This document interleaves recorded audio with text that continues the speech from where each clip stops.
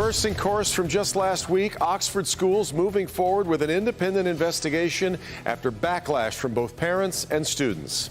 I need action now. We need answers. We need to know how that kid got to a classroom with a gun and how does it never happen again.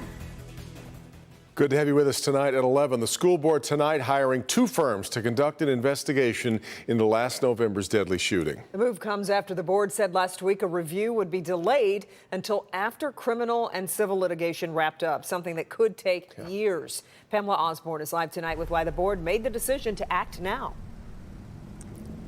And it was the community members that really gave them a different perspective in all of this. Parents and students speaking up tonight, talking about a loss of trust here, as well as the need for answers now, not later. We understand that waiting for the civil and criminal trials to end first does not serve this community well. The Oxford School Board Tuesday night voting to hire an outside firm to dig deeper into the November 30th shooting that left 4 students dead and 7 others injured. Something went wrong. Something went wrong. People need to be held accountable. This man, a father to one of the surviving victims. You guys were notified by your staff, not once, not twice, but arguably 3 times, but we don't know because we don't have that insight or that information.